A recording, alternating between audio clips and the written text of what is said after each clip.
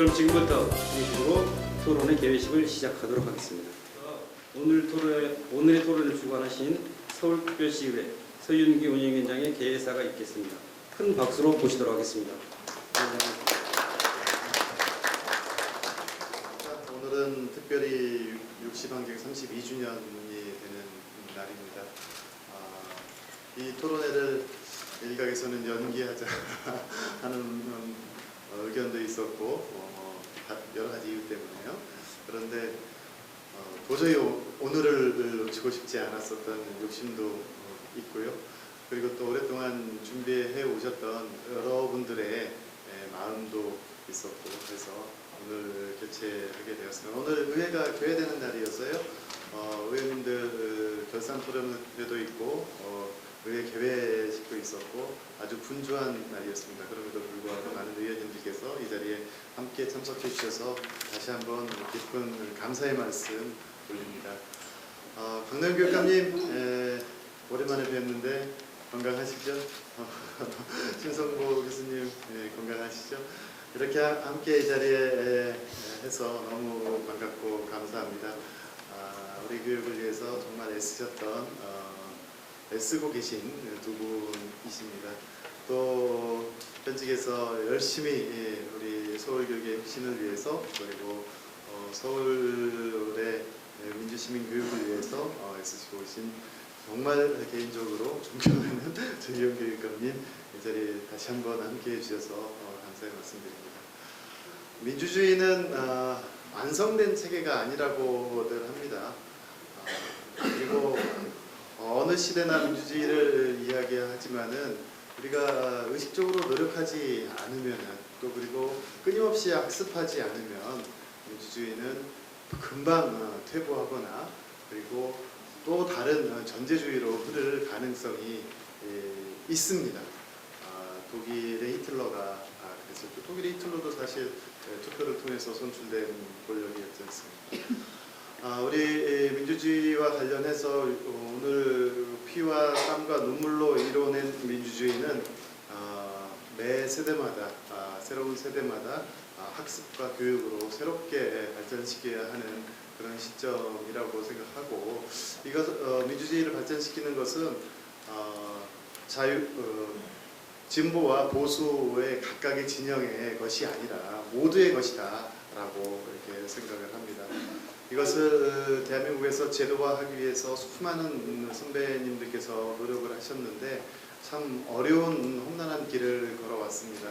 서울시의회에서 서울시와 함께 민주시민교육 조례를 제도화하고 전국에 확산시켜 왔는데, 사실 이것을 제도화하는 과정에 급급하다 보니 실질적인 내용이 상당히 부족한 것이 사실이다라는 고백의 말씀드리지 않을 수 없습니다. 그럼에도 불구하고 지금까지 민주시민 교육을 위해서 헌신하신 모든 분들께 다시 한번 감사의 말씀드리면서 이 토론회를 계기로 선도적으로 민주시민 교육을 이끌어왔던 서울시가 제대로 된 민주시민 교육 제도를 마련해서 우리 사회에 더 좋은 민주주의, 더 많은 민주주의를 만들어가는데 힘을 모으고 예산과 정책을 수립하는데 여러분들의 의견 하나하나 반영될 수 있도록 하는 계기가 되었으면 좋겠습니다. 다시 한번 이 자리 함께해 주셔서 감사의 말씀드립니다. 고맙습니다. 감사합니다. 축사의 말씀을 듣도록 하겠습니다. 먼저 우리 신원철 서울특별시의회 의장님 축사를 듣도록 하겠습니다. 의장님 큰 박수로 모시겠습니다. 오늘 5분 발언을 통해서 서영규 위원장이 저를 하도 띄워주셔갖고 87년 6월 항쟁 때 전대학 그때 부의장을 했습니다. 학생운동 지도부로서 이제 좀 과분한 칭찬을 해서 제가 앉아있는 게 되게 좀 불편했다는 사실은. 우리나라 돌이켜보면 100년의 이제 뭐 민주주의라고 합니다. 아까 제가 60항쟁 기념일에 갔더니 1919년 이제 그 3.1운동을 기점으로 해서 쭉 읊은 것 같습니다.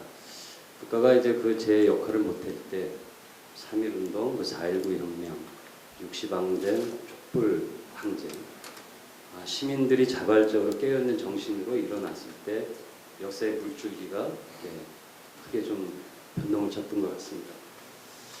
실질적 민주주의를 확립하기 위해서는 아무리 제도적 민주주의가 안착이 됐더라도 그 제도적 민주주의가 얼마나 위협을 받을 수 있는지는 우리는 뼈저리게 경험을 했지 않습니까? 깨어있는 시민의 힘만이 그게 가능하다는 생각이 들었고, 아울러서 아까 그 현장에 있으면서 제가 이제 느낀 점이, 민주주의는 이제 제도 이전에 우리 방식이다 라는 그 생각이 자꾸 들었습니다. 이 방식이 근데 시민들의 참여와 연대, 이걸 통해서 또 강구의 질이라고 저는 확신을 합니다. 그러기 위해서는 민주주의 시민 의식 함양이 매우 중요하다는 생각이 들고, 그 부분에 가장 천착했던 우리 110명의 시의원 중에 한 분이 바로 우리 서영기 위원장님이라고 생각이 듭니다. 저도 오늘 이렇게 띄워줘야지.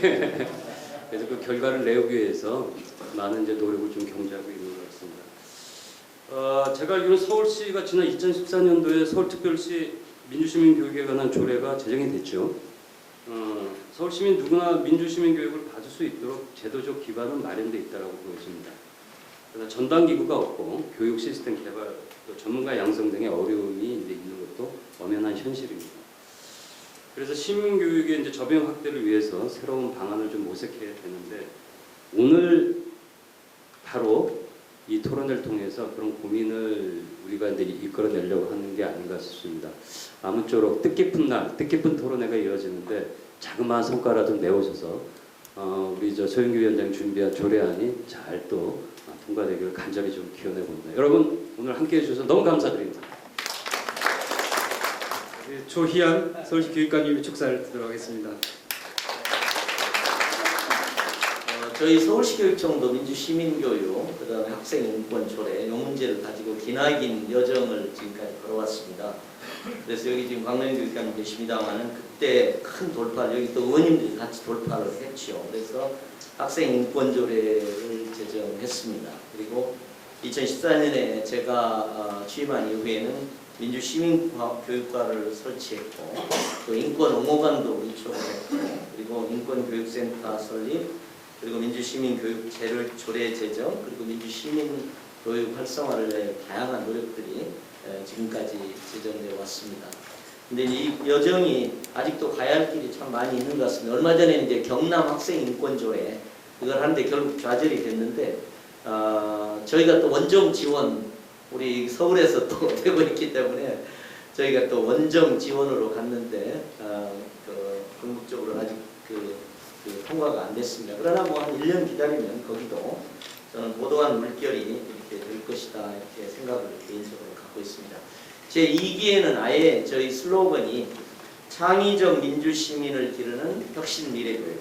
혁신 미래교육의 궁극적인 목표는 창의적 민주시민을 기르는 것이다. 이렇게 저희가 아예 설정을 했습니다. 그리고 이제 민주시민교육 앞에 저희가 창의적이라는 이름을 넣습니다. 왜 그러냐면 또 민주시민이 또 우리 시대의 제4차 산업혁명 시대 또 새로운 상상력이 필요한 지점이 있기 때문에 저희가 그 점을 강조하기 위해서 창의적 민주시민 교육이다 이렇게 했습니다. 아마 지금 서울시 차원에서도 이 조례가 또 하나의 전기가 안 될까 이렇게 생각을 합니다.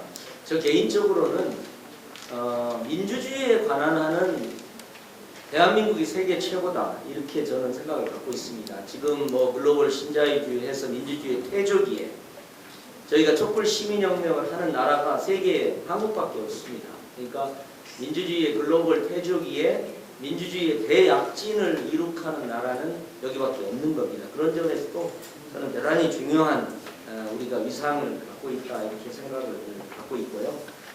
저는 근데 이제 갭이 좀 있는 것 같아요. 이것이 이제 시민교육, 민주주의를 중심으로 하는 시민교육이, 그건 학생 시민교육이 충분히 이루어지지 않기 때문에 말하자면 그 거대한 촛불 시민혁명을 일상 국면에서 떠받치는 힘이 좀 부족한 거죠. 저는 그런 문제의식이 여기 있는 게 아닐까, 저 개인적으로 이제 그렇게 생각을 갖고 있고요.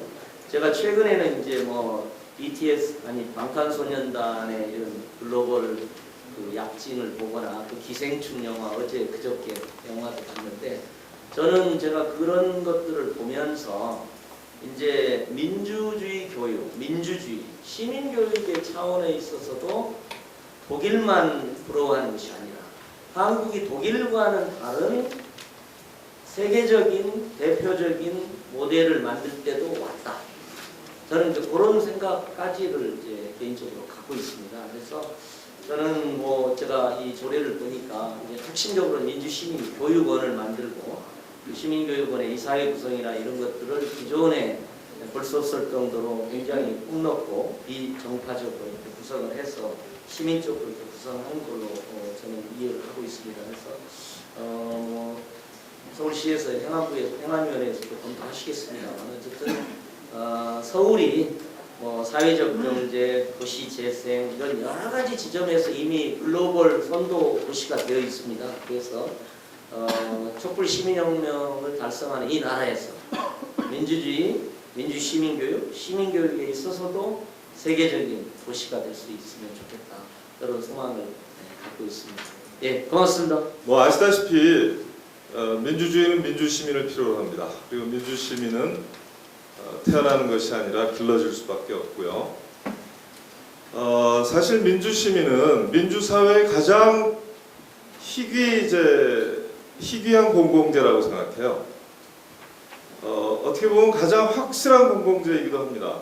자, 선출직, 민주주의 선출직의 목표는 공공재를 제때 부족하지 않게 공급하는 데 있습니다.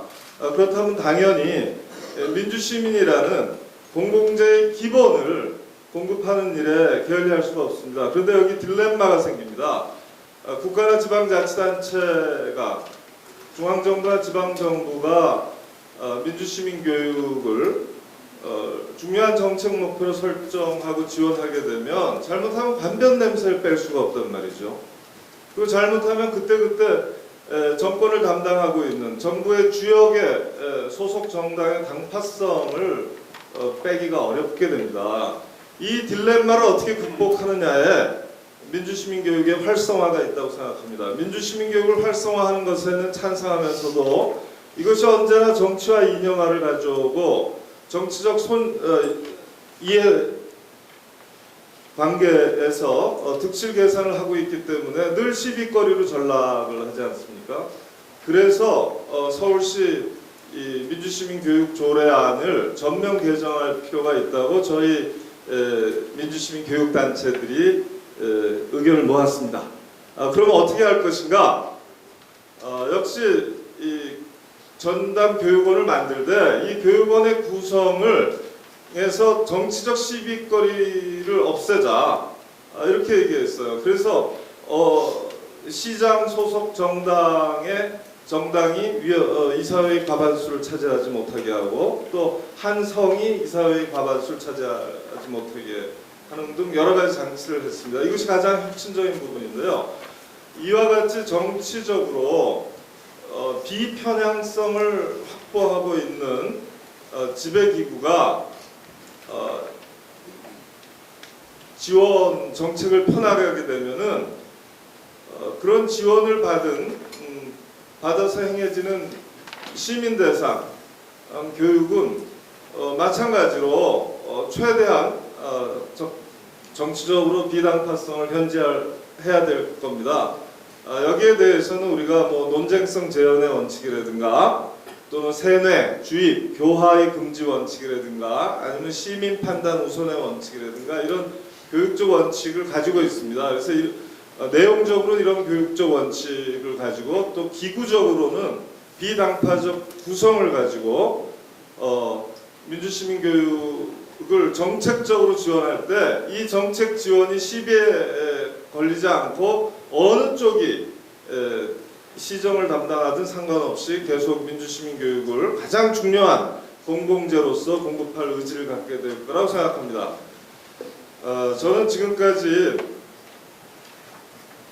이 민주시민 기르는 일이 저절로 될 리가 없다고 생각하는 건데요. 사실은 알 권리 보장에서 가장 앞서야 되는 것이고요. 학습 지원에서 가장 앞서야 되고요. 그리고 공론장 개설에서 가장 앞서야 되고 협치 구조를 마련하는 데 가장 앞서야 됩니다. 이 길에는 끝이 없는 길이죠. 민주주의 심화와 발전은. 저는 모든 선출직의 첫 번째 임무는 민주주의를 공고하게 만드는 거라고 생각하고 그 전제로서 민주시민을 길러내는 데 있다고 생각합니다. 그래서 민주시민 교육이 뿌리를 내릴 수 있도록 새로운 교육 철학과 새로운 지배기구를 고안하는 일에 좀 일을 저희 시민단체들이 해봤습니다. 이것을 우리 서윤기 의원님께서 적극적으로 뜻을 함께 해주셔서 조례안으로 만들어내셨는데 부디 이 조례안이 그대로 잘 통과가 되고 또 물론 부족한 부분이 있으면 보완이 되어야겠습니다만 그 원 취지를 훼손받지 않고 통과돼서 서울 민주시민교육의 새로운 계기가 만들어지고 전국 민주시민교육의 벤치마크가 되기를 기대하는 마음입니다. 오늘 토론회 열어주셔서 대단히 고맙습니다.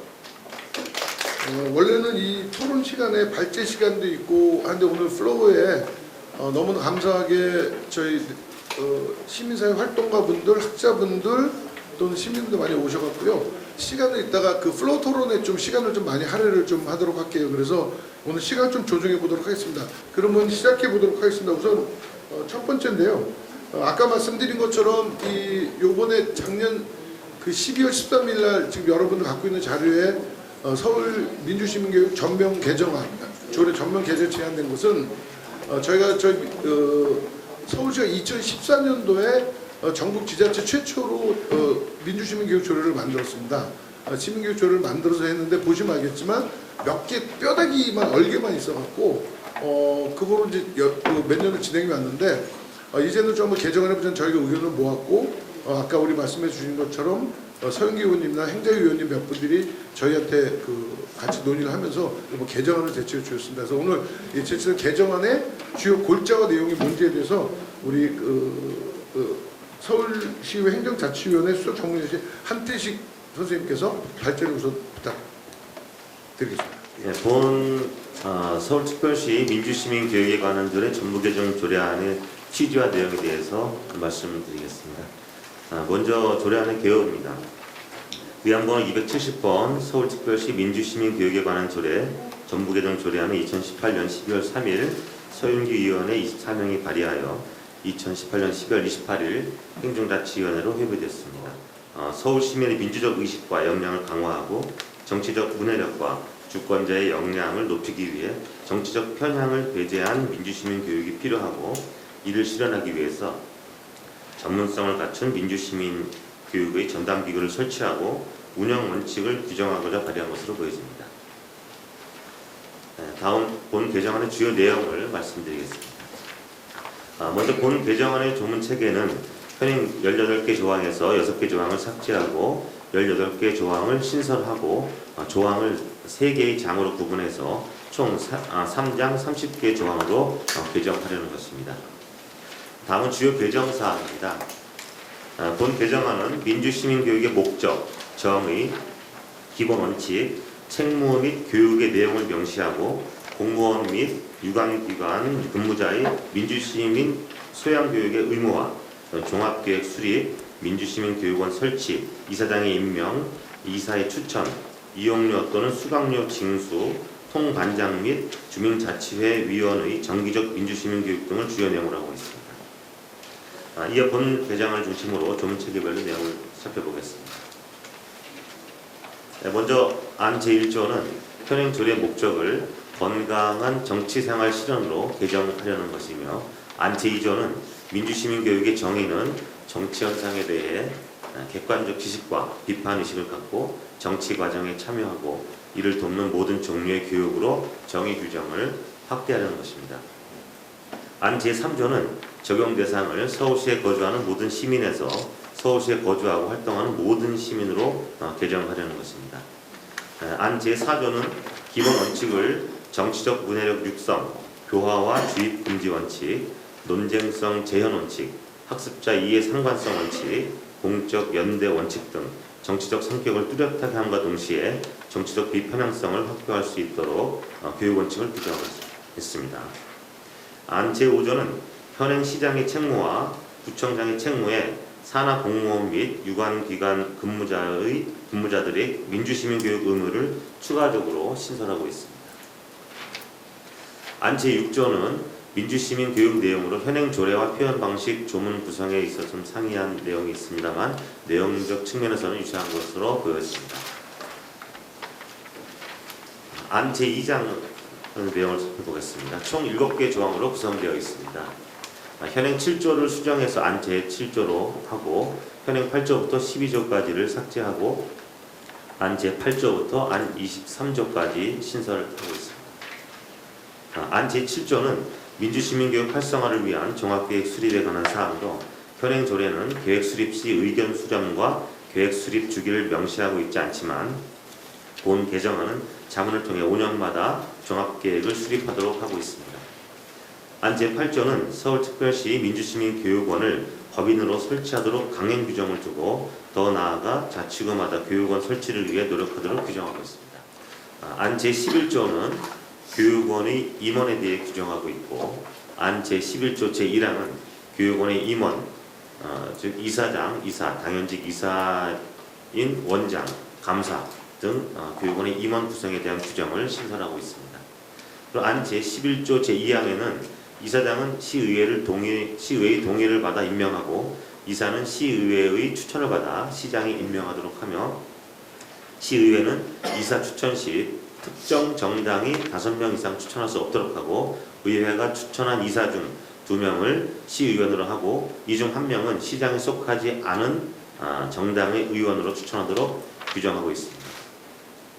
안 제12조부터 제14조까지는 교육원의 운영, 이사회의 운영, 직원의 임면 사항에 대해서 규정하려는 것입니다. 안 제15조부터 제23조까지는 교육원의 재원, 사업, 평가 등에 대해 규정하고 있습니다. 먼저 안 제15조는 교육원의 설립, 운영, 사업에 필요한 경비에 충당하기 위하여 시장이 예산의 범위 안에서 교육원의 출연금을 교부할 수 있도록 규정하려는 것이며 안 제20조는 특별한 경우를 제외하고 서울시 민주시민교육에 관련된 사업을 교육원에 위탁하도록 규정하고 있습니다. 안 제3장 보칙은 안 제24조부터 안 제30조까지 총 7개의 조항이며 현행 조례의 재정 지원, 교류 협력, 표창, 시행 규칙 관련한 조항은 동일하지만 이용료, 통반장 및 주민자치회의 위원 등의 민주시민교육 실시, 우수자치구에 대한 인센티브 제공, 다른 법령과의 관계 등을 규정한 조문을 신설하라고 하는 것입니다. 안 제25조는 시장은 정기적으로 통반장 및 동주민자치센터에 설치된 주민자치회의 위원 등에게 민주시민교육을 실시하도록 하고 교육을 실시한 결과가 우수한 자치구에 인센티브를 제공할 수 있도록 규정하는 것입니다. 안 제29조는 민주시민교육의 활성화 및 지원과 관련하여 다른 법령이나 조례에 특별한 규정이 있는 때를 제외하고는 이 조례가 정하는 바에 따르도록 다른 법령과 조례와의 관계를 규정하려고 조문을 신설하고 있습니다. 다음 부칙 관련된 내용입니다. 안 부칙 제1조는 시행일을 규정하고 있고요. 안 부칙 제2조 제1항은 조례 시행 후 30일 내에 7명의 설립 준비 단원을 위촉하여 설립에 필요한 사무를 맡도록 하고 조례 시행 후 60일 내에 교육원의 이사장, 이사, 감사를 임명하고 교육원의 직제와 인력 예산 등 설립 준비에 필요한 사항에 대해 시장의 승인을 받도록 하고 이사회 구성 후 30일 이내에 원장을 임명하도록 규정하고 있습니다. 안 부칙 제2조 제2항은 이사회 구성 후 30일 이내에 정관을 확정하여 시장의 승인을 받도록 하는 등 조례 시행 후 최대 90일 이내에 교육원의 정관을 승인을 받도록 규정하고 있습니다. 기타 자세한 내용은 배부해드린 유인문을 참고해 주시면 감사하겠습니다. 이상 발제를 말씀드리겠습니다. 사실 보시면 알겠지만 이 조례 내용이 저희가 의회랑 그 얘기가 된 시민들에서 굉장히 가장 좀 그 수준이 높은 형태로 저희가 한번 제안을 해봤습니다. 통과될 때 어떻게 될지 모르겠지만 오늘 그거에 대한 토론을 한번 하기 위해서 행정도 나오셨고 단체 나오셨고 학자도 나오셨고 하기 때문에 오늘 그런 토론을 한번 이렇게 지켜봐 주시고 이 참석자분들도 있다가 쟁점들 좀 뽑아서 한번 제안해 주시면 감사드리겠습니다. 자, 두 번째 들어가겠습니다. 지자체 조례 제정 현황과 그 다음에 특이점에 대해서 우리 류용범 전국 민주시민교육 의원님이 발표했습니다. 박수로 올려주십시오. 의원입니다. 전국 시민교육 네트워크 공동운영위원장을 맡고 있습니다. 6월 60항쟁 32주년인데 이런 토론회가 무엇보다 뜻깊은 것 같습니다. 2014년에 만들 때도 사실 굉장히 그 당시로 보면 역사적인 의미를 가졌었고, 사실 오늘 토론회, 오늘 제안된 전면 개정안도 따지고 보면 굉장히 역사적인 의미를 가질 것으로 예상되는 조례여서 어쨌든 그 한국 민주시민 교육의 새로운 어떤 전환점이 되는 계기가 됐으면 좋겠다는 말씀을 먼저 드리고 싶습니다. 2014년에 서울시가 그 조례가 제정되는 의미는 뭐였냐면, 그동안은 한 20년 동안은 다 민주시민교육지원법을 만들기 위한 노력을 해왔던 것인데 비해서 사실은 서울시가 민주시민교육 조례를 만들므로써 중앙 중심의, 정부 중심의 민주시민교육 운동이 지역 중심의 민주시민교육으로 전환하는 결정적 계기가 됐던 것이 이 조례로 시작했던 것 같고요. 그러한 이 조례가 만들어지고 나서 2015년에 민주시민교육 자문위원회가 만들어지고 2016년도에 민주시민교육 종합계획이 수립되고 2017년도에 새마을성 민주학습지원서 설립되면서 사실 서울시가 민주시민교육 체계와 관련된 완성체를 만들었던 것이 되었고, 이것이 결국은 전국으로 지금 38개 조례가 만들어져 있다고 지금 분석되어 있는데요. 전국적으로 확산되게 됐던 결정적인 요인이 바로 서울시였다. 그런 면에서 서울시가 어떤 민주시민교육 조례 확산 또 민주시민교육의 확산에 미친 영향은 지대하다 이렇게 볼 수 있을 것 같습니다. 다만 서울시가 그 당시에 만들 때는 물론 토론도 많이 했겠지만 초보적 수준이었기 때문에 조례 3으로 보면 사실 빈곤한 부분이 좀 많이 있었습니다. 그 핵심적인 내용이 뭐냐면, 일단은 센터가 규정되어 있지 않고 위원회도 자문위원 형태고 종합계획도 기간이 설정되어 있지 않았었고 단순한 사무위탁이었고 또 평생교육 업무 산하로 들어가면서 사실은 이런 조례 확산되었음에도 불구하고 확산된 조례만큼 민주시민교육이 촉발되지는 못한 측면도 있는데, 그 원인 중에 하나가 이 조례가 갖고 있는 민주시민교육을 촉발시킬 수 하기에는 매우 제약적인 측면을 갖고 있었다. 그러면서 이번 전면조례 개정안은 그거를 완전히 새롭게 이렇게 전환시키는 계기가 된다는 측면에서 저는 상당히 의미가 있다 이렇게 볼 수 있을 것 같습니다. 32페이지 넘어가서 현황을 보면 지금 전국 자치단체와 교육청에 제출된 것은 38개고요. 광역이 8개, 기초가 21곳, 시도교육청이 9곳입니다. 그리고 광역으로 보면 경기도가 31개 중에서 12개가 만들어서 가장 많이 만들어졌고요. 서울시가 5곳이 만들어졌습니다. 시기적으로 보면 2016년도에 4곳, 2017년도에 11곳, 2018년도에 12곳, 2019년도에 8곳이니까 사실은 촛불혁명 이후에 문재인 정부 탄생과 더불어서 민주시민교육이 비약적으로 이렇게 확대되었던 과정임을 볼 수 있고요. 평생교육과나 청소년 교육과 부서에서 담당하고 있는데, 다만 이제 서울시가 이제 이번에 서울시 민주주의위원회로 이렇게 민주시민교육 업무를 평생교육과에서 민주주의위원회로 이관하는 것으로 지금 알려져 있어서 상당히 또 새로운 변화를 서울시가 또 보여주고 있다라는 것을 알 수 있고요. 다만 여기 좀 자료가 제가 좀 데이터를 잘못 했는데요. 다시 확인해 보니까 교육청은 9곳에서 민주시민교육과가 만들어졌고 3곳이 팀이 만들어져 있는 상황이어서 이 전담 부서로만 보면 이 지방자치단체보다도 교육청이 훨씬 더 시도교육청이 훨씬 더 과를 두고 일을 추진하고 있다 볼 수 있을 것 같습니다. 그다음에 광역 비교는 그 34페이지 표를 보시면 될 것 같은데요. 지금 8곳이 만들어져 있는데 기본 계획을 보시면 나머지는 다 독자 계획인데 전북과 세종시는 평생교육 부속 계획으로 되어 있고요. 그다음에 위원회 규정으로 보면 부산과 대전이 민주시민교육위원회고 나머지는 자문위원회 형태로 되어 있어서 여전히 이제 자문적 성격이 강하다고 볼 수 있을 것 같습니다. 권한과 관련해서도 대전이 심의 의결이고 부산이 심의 정도인 걸로 보면 대부분이 자문적 성격이 강하다는 걸 볼 수 있을 것 같습니다. 다만 서울시나 경기도 같은 경우는 조례 규정, 서울시는 조례 규정이 없지만 생활 속 민주학습지원대를 만들어서 운영하고 있고 경기도는 약간 부칙조항 형태로 평생교육진흥원에 민주시민교육지원센터를 두는 곳으로 되어 있는데 자료 하나 오타가 난 것은 대전시 평생교육진흥원이 운영하는 것이 아닙니다. 잘못 표시된 거니까 이거 삭제해 주시면 고맙겠습니다. 저는 그렇게 보면 됩니다. 처음에 만들었던 서울시 조례가 지금 전국 대부분의 조례를 표준조례라고 보시면 됩니다. 그리고 나머지 조례가 좀 달라진 조례라고 보시면 되니까 그 비교해 보시면 될 것 같습니다. 그 서울시 조례가 주로 어떤 민주시민교육적으로 지녀야 할 권리와 책임의식을 주로 강조했다면 최근에 만들어진 조례, 특히 이번에 서울시 개정조례안 같은 경우는 뭐 시민사회 각 영역에서 적극적으로 참여하여 활동함으로써 건강한 정치생활을 영위한다 이런 표현이 들어가 있고요.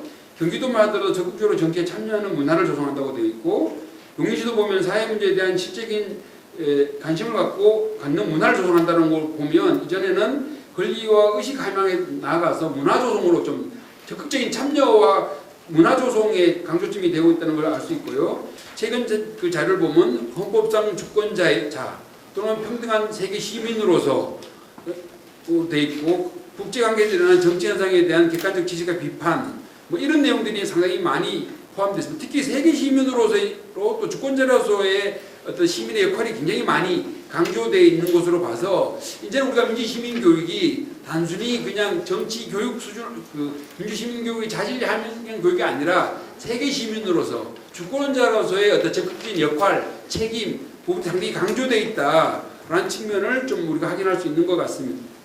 시대를 이걸 반영한 것이 아닌가 싶고요. 기본 원칙과 관련해서도 보면 표 5를 보시면 초기에는 주로 시민성, 공익성, 정치적 중립성, 보편성, 자발성이 주로 많이 되었는데, 여기도 보면 최근에 헌법의 가치를 반영해야 되는 것과 국제규약을 반영해야 된다고 하는 이런 내용들이 상당히 많이 반영되어 있고요. 최근에 특별히 많이 나오는 것은 아까 전에 그 독일의 보이텔스바흐 조약에서 합의에 나와 있는 것도 3대 원칙이 우리나라 어떤 다른 조례에도 많이 지금은 표현되어 있습니다. 서울시 개정안에도 그렇게 반영되어 있고요. 나머지 조례도 보면 상당히 많이 그것이 반영되어 있습니다.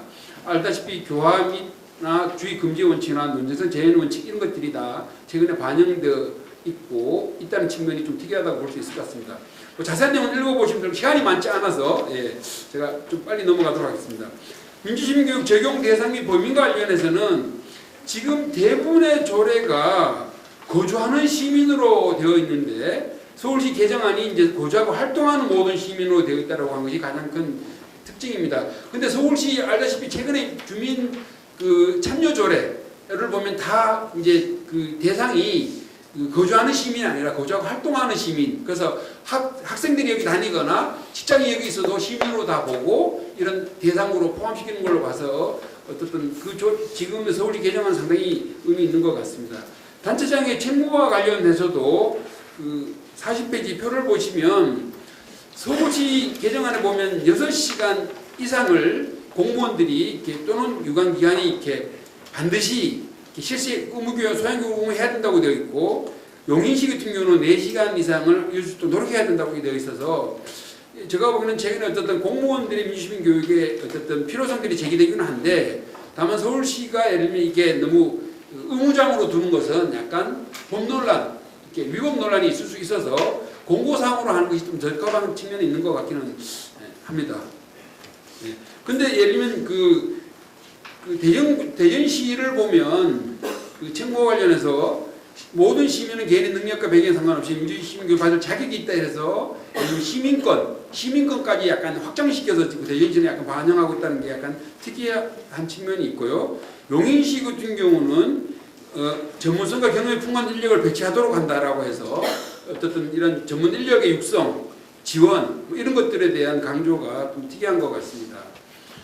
6번째 민주시민교육 종합계획과 관련해서 표 41페이지 8을 보시면 대부분의 이제 광역은 3년으로 종합계획이 수립되어 있는데 기초로 가면 5년으로 된 지역도 꽤 많이 있는 측면이 있고요. 다만 이 서울시 개정안이 좀 특이한 것은 이 종합계획 수립 시에 민주시민교육 전문가와 민주시민기관 및 단체 관계자의 의견을 충분히 수렴해야 된다 해서 4등 의견 수렴의 절차를 굉장히 강조한 측면이 하나 있고요.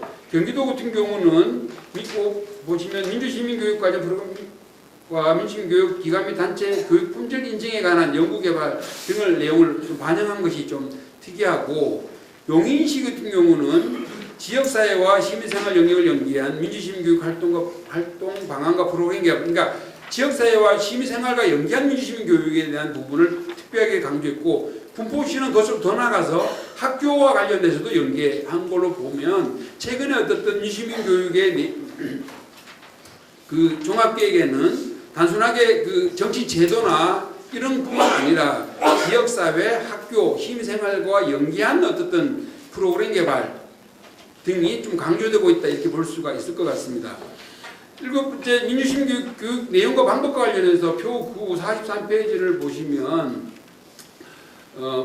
다 전체적으로 비슷한데요. 서울시 개정안이 보면 국가와 각급 지방자치단체의 현안 정책 예산 집행 등의 이해와 민간협치 심화 이런 내용이 포함된 걸로 보면 서울시 참여 예산제라든가 협치제도 이런 것들을 좀 반영해서 좀 넣었다는 데서 상당한 의미가 있고요.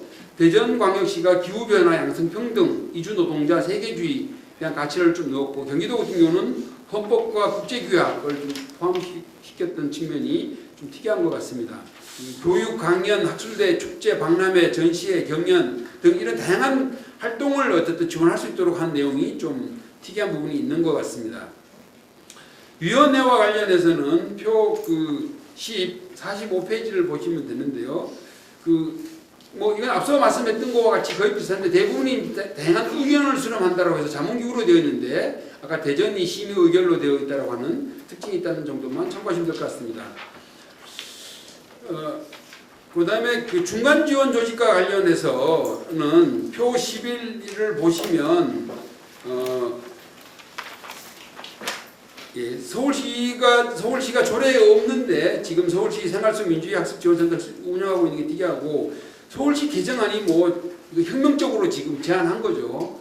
그러니까 그 서울시 민주시민 교육원을 이렇게 하나의 법인 형태로 설립하고 이 설립의 과정에 의회의 역할을 굉장히 강조했다고 하는 측면들이 상당한 의미가 있고 만약 이렇게 만들어줄 수 있다면 한국 어떤 민주시민 교육사에 전환점이 되지 않을까 싶은 생각이 듭니다. 조례 중에서는 가장 잘 만든 조례입니다. 왜냐하면 대전시가 이걸 만들 때 기존의 조례를 종합 검토를 해서 토론회를 거쳐서 이걸 만들면서 좋은 내용들을 상당히 많이 반영을 해서 서울 대전광역시가 민주시민교육센터도 있고 아까 말씀드렸던 것처럼 민주시민교육위원회 또 시민의결기구로 이렇게 했던 측면들로 보면 대전시가 상당히 그런 내용을 전지적으로 반영하고 있다고 볼 수 있을 것 같습니다. 곧 참여해 주시면 좋을 것 같습니다. 그리고 마지막으로 제가 사실은 요건 뒤에 자료를 못 넣어서 그런데요. 마지막으로 좀 제안하고 싶은 내용이 있어서 자료는 없는데요. 크게 한 제가 6가지 정도인데 일단은 첫 번째는 중간 지원 조직 설립과 관련해서 저는 뭐 민주시민교육원을 설립하는 게 가장 바람직하고 또 지지를 받을 일이라고 생각하는데 교육원 설립은 어쨌든 많은 시간이 걸린다. 왜냐하면 행자부와 협의도 거쳐야 되고 행정 내부와 협의도 있어야 되고 의회 내부도 거쳐야 되니까 적어도 최소한 한 2년 가까이 시간이 걸린다고 가정한다면 2년 동안 뒤에 설립하는 걸 목표로 두되 전 단계가 되게 중요합니다. 근데 왜 그러냐면 지금은 조례에 서울시 센터가 포함되어 있지 않다 보니까 임의기구로 존재하다 보니까 위상과 이퀄이 굉장히 지금 낮은 상태입니다. 그렇기 때문에 전 과도기적 과정으로 서울시 민주시민교육지원센터를 조례에 포함시켜서 법적 기구로 만들고 이 규모를 좀 키워서 활동을 하는 과정에서 이후에 민주시민교육원으로 넘어가는 과정이 좋지 않을까 하는 정도의 제안을 좀 드리고요. 두 번째 제안 드리고 싶은 것은 지금 민주시민교육진의 가장 큰 쟁점은 뭐냐면 사회적 합의입니다. 민주시민교육은 사회적 합의를 어떻게 할 거냐. 왜냐하면 민주시민교육이 워낙 정치 기점화 되어 있다 보니 사회적 합의 없이 이게 제대로 발전할 수 없다라고 하는 이 문제 제기가 많이 되어서 전국 민주시민교육 네트워크 차원에서도 지금 사회적 합의를 위한 논의들이 굉장히 많이 진행되고 있는데요. 가능하면 조례에 이런 사회적 합의를 추진할 수 있는 규정을 넣는다면 훨씬 더 저는 의미가 있지 않을까라고 생각이 들고 다행히 서울시 사회협약을 추진하고 있으니까 이런 사회협약과 유사한 형태의 어떤 민주시민교육과 관련된 사회적 합의를 조례에 포함시키는 것도 상당히 의미 있겠다는 생각이 들었고요. 평생교육, 주민자치교육, 마을교육, 사회적 경제교육과 연계해서 민주시민교육이 이룩될 수 있도록 하고 그를 하기 위한 협의구역을 구성할 수 있다. 이런 정도의 내용을 넣는다면 훨씬 더 예를 들면 내용이 민주시민교육이 풍부화가 될 수 있겠다는 생각이 들었고요. 네 번째로는 거버넌스와 관련해서는 위원회가 거버넌스 성격을 갖긴 하지만 위원회는 주로는 개인 위주로 참여를 하기 때문에 사실은 거버넌스 하기에는 매우 제한적인 측면이 있어서 가급적이면 기관단체들이 다 참여하는 거버넌스 형태로 민주시민교육 민간정책협의 같은 걸 만들면 좋겠다고 생각드는데요. 서울시 사회적 경제 민간 정책 협의회가 만들어져 있습니다. 그런 거와 같은 협의회를 만드는 것이 민주시민 교육의 활성화 확산에 좀 좋겠다는 생각이 들고, 다섯 번째로 민주시민 교육 중장기 계획과 관련해서 종합계획을 수립한다고만 하지 말고 이거를 비전으로 선언하는 실천하는 행동계획까지 좀 반영하면 좋겠다 싶은데, 서울시가 원전 하나 줄이기를 할 때 비전 선언을 했거든요. 그런 것처럼 민주시민교육 도시, 또 민주주의 도시를 서울시가 민주주의 위원회를 만들고 있고 할 거니까 이거와 연계해서 좀 포함한다면 훨씬 더 이게 힘이 있지 않을까. 그래서 민주시민교육 도시선언이라든가 뭐 민주시민교육 2050 비전선언이라든가 이런 걸 좀 연계해서 한다면 훨씬 더 실전적으로 갈 수도 있지 않을까 싶은 생각이 들고요. 마지막으로 민주시민교육 학습기간 지정을 포함했으면 좋겠다는 건데, 지금 민주시민교육지원법에 민주시민교육 학습기간을 지정하는 것을 골자로 하는 내용이 들어가 있습니다. 근데 사실 이게 되게 중요한 게 뭐냐면, 지금은 지원센터나 중간중기 다 교육을 하게 돼 있는데, 이렇게 되면 학산의 한계가 있으니까 서울시에 있는 여러 가지 크고 작은 주민조직, 단체, 기관들이 다 일정한 요건만 갖추면 민주시민교육 학습기관으로 지정을 받아서 교육할 수 있게끔 하고, 그럼 그걸 지원할 수 있고, 이 센터는 예를 들면 그런 교육기관들의 공통의 매뉴얼을 지원해서 민주시민교육이 좀 더 체계적으로 될 수 있도록 하는 방향으로 하면 좋겠는데요. 실제로 교육청이 평생교육 학습기관으로 이렇게 단체를 지정해서 하고 있듯이 민주시민교육기관, 학습기관으로 지정해서 한다면 훨씬 더 체계적으로 할 수 있으니까, 전면 개정을 한다고 하면 이런 내용들을 좀 포괄해서 진행할 수 있다면 훨씬 더 제가 보기에는 의미 있고 좀 더 혁신적인 조례가 되지 않을까, 뭐 그런 제안 정도를 드리고 싶습니다. 이상입니다. 네, 감사합니다. 예. 전국에서 아마 진작 이런 데이터가 나왔으면 아마 다음번 만드시는 데도 굉장히 큰 도움이 될 것 같고요. 그리고 쟁점도 아주 잘 정리를 해주셨고, 꽤 오랫동안 이 일을 하시다 보니까 아주 명쾌하게 몇 개를 지적해 주신 것 같습니다. 네, 다시 한번 감사드리고요. 이제 한번 지정 토론에 한번 들어가 보도록 하겠습니다. 지금 네 분을 모셨는데요. 우선 우리 첫 번째는 이번 보조벌 때문에만 나가 있습니다. 우리 서울시의회 행정자치위원회 부위원장이신 김경호 의원님의 지정 토론 듣도록 하겠습니다. 박수로 와주시기 부탁드리겠습니다. 본 개정안과 본 조례 개정안과 관련해서 공무부에 출장을 갑니다. 베들린 정치교육원과 프랑크푸르트 시민대학을 공식 방문할 예정인데요. 공식 방문 전에 저희가 사전 준비 과정에서 수집한 자료랑 여러 가지를 중심으로 독일의 평생교육과 시민교육 배경과 발전 과정, 최근의 동향, 시민교육의 주체들에 대한 소개를 좀 드림으로써 본 개정에 관련된 원활한 토의를 하실 때 조금 보탬이 되지 않을까 싶은 생각이 듭니다. 민주주의 가치가 시민들에게 인식이 고양시키기 위해서는 반드시 시민교육이 체계적이고 지속적으로 발전해야 하는데, 이를 국가가 시민교육기관에 행정이나 재정적으로 지원을 해주고 있기 때문입니다. 독일의 시민교육은 정당성이나 내용의 질을 보면 정당 간의 정치 견제와 시민사회의 공론 장애에 의해 유지됐습니다. 시민교육의 존재 가치를 재확인하는 차원에서는 국가가 주기적으로 선언에 의해 공고화되어 왔고요. 1968년에 연방정부는 시민교육이 민주주의에 대한 강권한 홍보와 구별되어야 된다고 말을 했고요. 시민교육의 궁극적인 지향은 정책 이슈에 대한 독자적인 통찰을 갖고 비판할 수 있으며 독립적으로 판단하고 자신이 옳다고 생각하는 것을 민주적인 방식으로 실천할 수 있는 역량 있는 시민을 양성하는 데 있다고 담화문을 발표했습니다. 이후에도 지속적으로 정부의 보고서에 의하면 시민교육에 대한 공감대를 공고히 하였고요. 또한 정치, 사회적 타협 문화의 증진과 발전은 시민교육의 중요한 목적의 하나로 설정되어 있습니다. 독일 평생교육은 급속하게 변화하는 사회에서도 요구되는 여러 가지 과제와 문제에 적절히 대응하고 있는데요. 필요에 따라서는 다양한 교육의 필요 충족을 시키는 역할을 담당했고요. 독일 평생교육의 효시는 18세기 성인이 자발적으로 학습에 참여하는 성격을 갖고 있는 다양한 독서 모임, 문화 모임 이런 거에 관련이 있습니다. 이어 19세기 후반에 들어서는 구성원들의 계몽과 권위 향상을 목적으로 노동자 교육을 실시하는 노동자 단체 활동이 성인 학습에 구체적으로 영향을 미쳤다고 합니다. 오늘날 지속되고 있는 시민대학은 19세기 중후반 노동자들의 연맹, 기원은 공공강좌 단체 및 19세기 말에 일어난 대학 학산 운동의 영향으로 설립되었고요. 교육제도로서 시민교육을 후원한다는 바이미르 제9헌법 18조를 통해 법적인 정당성을 확보하였습니다. 평생교육은 한때는 나치 정권 하에서 평생교육기관이 정치적으로 도구로 이용되거나 해체됨에 따라 잠시 중단된 적도 있었습니다.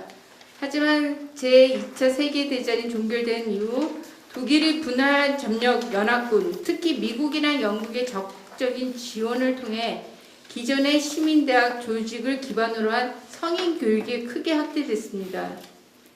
이러한 평생교육은 1960년부터 70년도 이후에 사회적 변화 과정에서 독일의 교육체계를 구성하는 주요 요소로 자리잡기 시작했고요. 빠르게는 산업사회에서 요구되는 변화에 부응하기 위해 교육의 필요성을 더욱 강조되어 왔습니다. 1970년 중반까지는 독일 교육은 시민대학의 중심으로 이뤄졌고 시민대학은 독일의 각 지역에서 성인교육센터로 역할을 수행해왔습니다. 그리고 80년대 들어와서는 사회 경제 요구에 맞서 사회의 다원화, 개별화를 인하여 직업교육 분야에서 비약적인 발전이 있었습니다. 반면 1960년대에 꾸준히 주장됐던 인문교양 교육과정은 정치교육도 마찬가지로 다소 약화되기도 하였습니다. 하지만 1990년 독일의 재통일을 이룬 후 동독과 서독의 사회적 통합, 동독인의 사회 적응을 목표로 시민교육은 다시 활발하게 되었습니다. 독일의 시민교육은 독일 연방정치교육원 뿐만 아니라 15개 주의 주정치교육원, 수많은 시민교육을 실행하는 기관과 단체 간의 협의 또는 네트워크를 통해 촘촘히 지원되고 관련된 내용은 지원되고 있습니다. 그래서 자세한 내용을 시간상 제가 토론문에 보시면 5페이지에 자세하게 적어놨으니까 한번 참조해 주시고요. 여기서 가장 중요시된 것은 연방정치교육원의 전체 예산의 약 3분의 1가량이 매년 시민교육 주체들에게 지원되고 있다는 것입니다. 정치재단들을 포함해서 연방정치교육원에 지원받는 모든 평생교육기관들은 연방정치교육원의 간섭을 받지 않는데 대신 두 가지 조건을 지켜야 한다는 것인데요. 첫 번째는 부이테바스의 합의를 준수하는 것입니다. 그 내용을 보면 첫째, 정치교육에서 교화 및 주식 교육을 금한다는 것이죠. 어떤 경우에서도 학생에게 가르치는 사람의 의견이 받아들이도록 강요해서는 안 된다는 것입니다. 둘째는 논쟁이 되고 있는 사안은 교실에서도 논쟁 중인 것으로 소개해야 한다는 것이고요. 셋째는 교육을 통해 학생들이 당연히 정치 사안과 자신의 입장을 분석하고 그로부터 자율적으로 자신의 결론을 도출할 수 있는 능력을 키울 수 있도록 해야 한다는 것입니다. 두 번째는 모든 예산을 투명하게 집행해야 한다는 것인데요. 이 두 가지 조건을 지킨다면 시민교육기관들은 자신들의 정치적인 입장, 성향에 따라 자유롭게 교육을 진행할 수 있다는 점이 우리나라 시민교육에서 시사되는 점을 주고 있다고 생각합니다. 페이지 6페이지를 보시면 독일의 시민교육기관들을 간략히 소개했습니다. 먼저 연방정치교육위원회가 있습니다. 연방정치교육위원회는 시민교육을 실행하는 주체들의 모든 연령의 시민들에 대한 자신의 사회적 책임에 대한 인식을 독려하는 걸 목적으로 두고요. 1997년에 설립됐습니다. 이 위원회는 비정부 기관으로서 정치 문화와 민주적 의사결정에 관련된 활동을 하는 다양한 시민사회 운동이라고 할 수 있습니다. 다음은 정치재단입니다. 정치 교육의 경우 정당과 밀접한 관계의 재단의 후원하에 이루어집니다. 이러한 정치 재단은 이념과 교육 내용에 있어서는 기반되는 정당을 배경으로 하고 있으나 운영과 활동은 정당으로부터 독립되어 있습니다. 다음은 교회, 가장 정통적인 시민교회 주체 중에 하나이고요. 교회는 시민들의 교회를 주로 참가자들의 교육 욕구에 필요에 따라서 이뤄주고 있습니다. 독일의 시민대학은 지역의 특성을 고려해 공익 목적으로 운영되는 성인 교육과 계속 교육을 위한 지역 평생 교육 중심으로 모든 사람과 모든 지역을 위한 평생 교육 기관입니다. 지방대학이 지향하는 인본주의 사상은 새로운 사회주의는 바로 국민 자신이며 국민은 주인이 되는 것을 배워야 한다는 것을 기본 정신으로 하였습니다. 이를 위해 국민이 자신 권리를 인식하고 이 권리를 찾는 것을 평생 교육이 수행해야 하는 과제로 인식하고 있습니다. 2017년 12월 말 기준을 보면 독일 전역에 운영되고 있는 시민대학의 수는 895개이며 이들이 운영하고 있는 지부를 포함하는 수는 총 2,883개에 이릅니다. 시민대학의 주체는 주정부, 그다음에 지역단위의 연합회, 등록법인 등으로 다양하게 나눠져 있는데요. 가장 일반적인 형태는 지방자치단체가 운영하는 것이라고 합니다.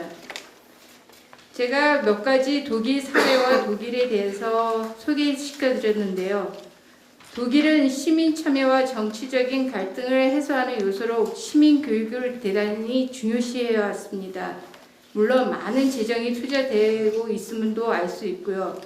오늘 제 토론을 통해 평생교육진흥원의 역할을 제고해보고 민주시민교육의 활성화를 위해 의회와 집행부가 함께 고민하고 노력해 나가기를 기대해봅니다. 계속 우리 참석들 토론 시간을 좀 확보하기 위해서 빨리 좀 진행에 들어가겠습니다. 두 번째 지정 발제는 우리 성공회대 정하윤 교수님께 좀 부탁드리도록 하겠습니다. 시간 조금 지켜주고 부탁드리겠습니다. 알겠습니다. 예. 저는 이제 토론을 우선은 지금 현재 서울시에서, 그러니까 서울시가 어쨌든 지금 국회, 그러니까 여의도에 있는 국회에서 민주시민교육의 제도화라든지 법제화가 있지 않은 상황에서 서울시가 굉장히 발빠르게 이렇게 움직이고 있다는 점에서는 정말 의미가 있다라는 그런 생각이 들고, 그래서 굉장히 특히 민주시민교육원이라는 것을 설치하는 이 조례안에 대해서는 정말 그 의미가 뜻깊다는 그런 생각이 듭니다. 근데 이제 근본적으로 저는 이제 오늘 구체적인 내용에 대해서는 아마 여기 계신 여러 전문가 선생님들이 훨씬 더 많이 아실 테니까 앞으로 이 어떤 법제화 혹은 제도화를 하는 데 있어서 근본적으로 좀 고려해야 될 어떤 사항들이 뭘까에 대해서 좀 더 깊게 좀 같이 생각을 해보는 기회를 가지면 어떨까라는 생각이 듭니다. 먼저 다 아시다시피 그동안에 이제 민주시민 교육이라는 것이 한국에서는 시민사회를 중심으로 발달을 해온 것이 사실이라고 봅니다. 그러니까 굉장히 다양한 시민단체들이 이 민주시민 교육을 다양한 관점에서 이제 진행을 하였고요. 이거 시민사회 단체들뿐만이 아니라 공공기관에서도 이루어졌고 또 작은 학습 동아리, 그다음에 사회적 기업 이런 것들도 이루어졌습니다. 그리고 이제 더불어서 이 서울시, 그다음에 경기도, 그다음에 지금 류용범 위원장님 말씀하신 여러 대전시나 용인시 이런 여러 지자체 중에서도 조례안을 만들면서 이제 민주시민 교육에 대해서도 활성화 방안을 내놓고 종합계획도 이제 세우고 교육청도 마찬가지로 이렇게 진행을 하고 있는 것으로 알고 있습니다. 근데 다 아시다시피 가장 큰 문제는 뭐냐면은 이 민주시민 교육의 어떤 그 원칙에 대한 합의가 아직까지 부재하다는 사실이 사실 가장 큰 문제라고 생각이 됩니다. 그래서 개인적인 이제 경험을 말씀을 드리면은 제가 이제 민주시민 교육을 진행하는 여러 단체들을 조사를 하고 실제로 이제 가서 경험을 한 그런 그것이 있는데 내용과 방식이 참 헷갈리는 거예요. 내용은 민주주의와 민주시민의 권리를 가르치는데 강의 방식은 이제 그냥 강의 전달식으로 중심되는 거를 민주시민 교육이라고 볼 수 있을까? 혹은 이제 방식은 저거예요. 토론을 하고 막 참여를 이끌고 그다음에 어떤 단체 같은 경우는 실제로 이제 자기네들이 추진한 어떤 정책이나 법안을 만들어서 제도화까지 가는 거를 이렇게 실제로 참여를 하는데 근데 내용은 보면은 이게 민주주의인가라는 생각이 드는 그래서 내용과 방식이 이렇게 헷갈리는데 저도 사실은 이게 어느 것이 민주시민 교육인가에 대한 그 확신도 없는 상태에서 지금 사회적으로 일어나는 이런 원칙에 대한 사회적 합의가 없다는 사실이 사실은 굉장히 좀 앞으로 이거는 이제 우리가 노력을 해야 되지 않나라는 생각이 들고 그다음에 또 한 가지 이제 한국에서 민주시민 교육의 문제점이라고 할 것 같으면은 제가 이제 최근에 관심을 두는 곳은 학교 민주시민 교육인데 학교에서는 사실 문화상 민주시민 교육이 그러니까 이루어지기 좀 힘든 그런 상황이라고 볼 수가 있습니다. 그리고 또 뭐 그 학교는 이제 좀 범위가 넘어가니까 넘어가고요. 세 번째 또 가장 큰 문제는 뭐냐면은 이 담당하는 주체들 그러니까 굉장히 다수의 주체들이 뭐 지자체를 비롯해서 시민사회 단체나 여러 기관들이 민주시민 교육의 주체로 활동을 하고 있다는 점에서 다양성은 보장이 되고 자율성은 보장이 되는 반면에 문제는 이런 어떤 이해관계의 충돌이라는 점에서 그러니까 뭐 체계 구조적인 어떤 문제들도 같이 이제 공존을 하고 있다고 생각이 듭니다. 그래서 결국에는 아무리 좋은 제도나 아무리 좋은 법제화가 이루어진다고 할지라도 결국에 그것을 이행하는 주체들이 어떻게 하느냐가 사실은 가장 중요한 문제라고 생각이 되고요. 그래서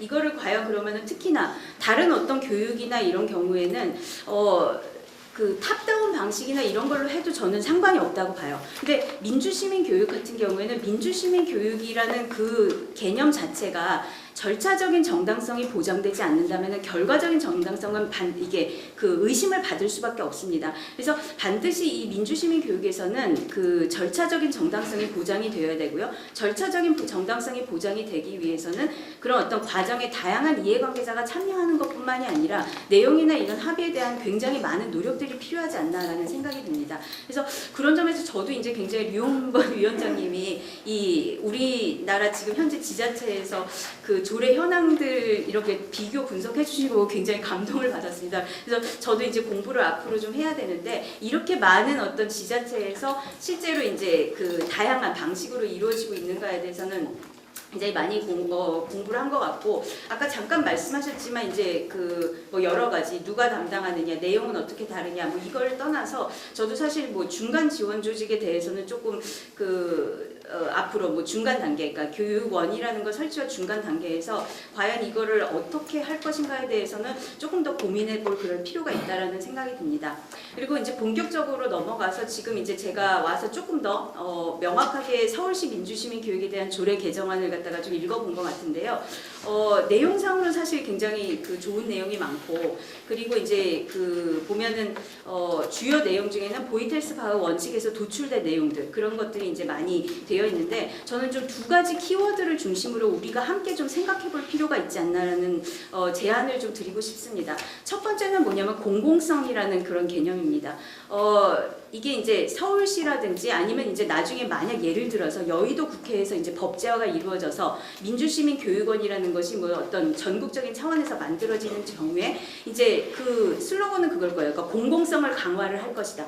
근데 과연 이 정부 차원에서 만들어지는 공공성이라는 것의 내용은 과연 뭘까라는 것을 깊은 고민이 필요할 듯합니다. 그래서 당연히 교육이라는 것은 그러니까 공공 영역에서 이루어져야 되고 그리고 이제 이 교육이 기본적으로 이제 공공성을 담보를 해야 되는 거는 당연하긴 한데 이게 이제 시민사회 영역에서 이루어지는 어떤 공공성이라는 부분, 그러니까 다양성이라든지 이런 것들을 담보하는 공공성이라는 그런 영역들도 절대 이제 문시하면 안 된다는 그런 어떤 생각이 들고, 만약 이제 뭐 정부라든지 이제 지자체에서 민주시민 교육원이라는 것이 만들어졌을 때의 공공성이라는 것이 과연 무엇일까? 그러니까 그냥 예를 들면은 그러니까 이런 거죠. 보이텔스 파워에도 그런 내용들이 나와 있지만, 그러니까 내용이나 이런 것들은 관여 안 하고 그냥 그 민주시민 교육에서는 그냥 장소만 제공할 것인가?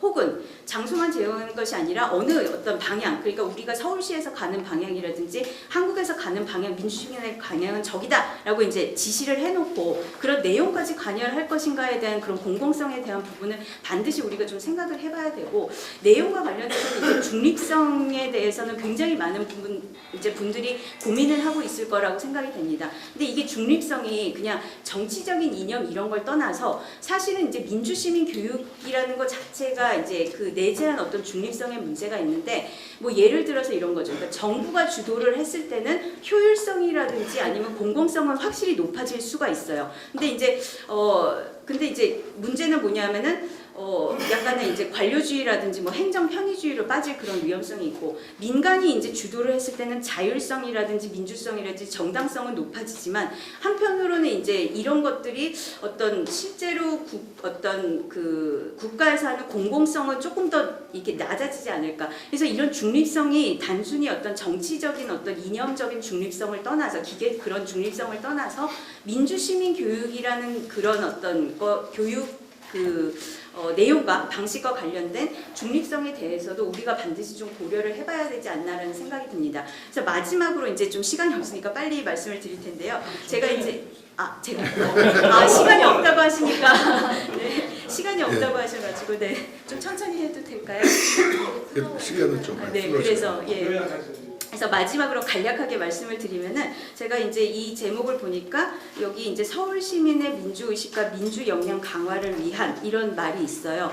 결국에 궁극적인 목적은 서울 시민들의 민주 의식과 역량을 강화시켜서 민주 시민으로 양성을 하는 것이 우리의 궁극적인 목표잖아요. 그렇다면은 결국에는 이 시민들을 만드기 위해서 우리가 이제 법제화도 하고 제도화도 이제 이루게 되는 건데 그리고 이제 결국에는 민주 시민이라는 주체는 시민들이 되는 것이고요. 근데 여기서도 계속 조례 안에서도 나왔지만 결국에는 이제 역량을 강화해서 뭘 할 것이냐. 그러니까 역량을 강화를 한 다음에 민주 시민이 됐으니까 그럼 그걸로 됐어? 그러니까 그건 아닌 거잖아요. 역량과 분명히 저는 권한이 같이 논의가 되어야 된다고 생각합니다. 그래서 시민이 만약 역량을 갖춰서 민주시민이 되면은 이 시민들에게도 권한을 줄 수 있는 어떤 제도적인 개선이 같이 논의가 되어야 되지 않나라는 그런 어떤 생각이 들고요. 그래서 그런 점에서도 우리가 앞으로 민주시민 교육원을 만들 때 결국에 우리가 가고자 하는 방향이 민주시민을 만들어내고 그다음에 민주주의를 갖다가 공고화하는 것이 목적이라면은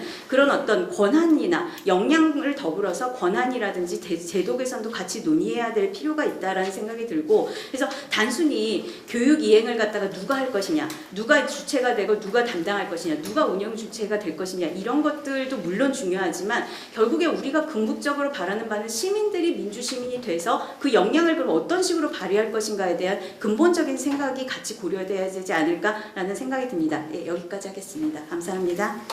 네, 방법론, 심지어는 그 이행 주체 문제고 민주시민국이 진행됐을 때 과제 문제까지도 아마 질적인 내용을 좀 많이 언급해 주셨고요. 자, 그다음에 다음 지정 토론 듣도록 하겠습니다. 우리 여성사회교육원의 김희은 원장님도 오랫동안 우리 민주시민교육 법안에 대해서 한 지난 30년 동안 끊임없이 물고 들어오셨던 우리 김희은 대표님인데 김희은 대표님은 시간을 지켜주시길 부탁드리겠습니다. 5분 하면 감사합니다. 예.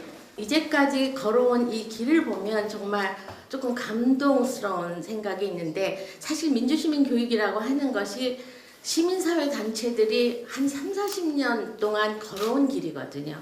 근데 그렇게 했을 때 뭐 지원을 받든 안 받든 간에 정말 풀뿌리에서 이런 것이 우리 시민사회의 성숙을 위해서 굉장히 중요하다고 생각하는 초기에는 의식화 훈련이라고 했죠. 그 다음에는 이제 말하자면은 독일식 그 정치교육이나 이런 기법을 받아들여서 참여학습 기법도 해보고 또 아까 얘기한 렉처도 해보고 여러 가지 다양한 방법으로 정말 많은 시민사회 단체 활동가들이 그야말로 바닥에서 하던 것들을 이제 이것이 왜 나오게 됐냐 하면은 지원이 좀 필요하다. 네.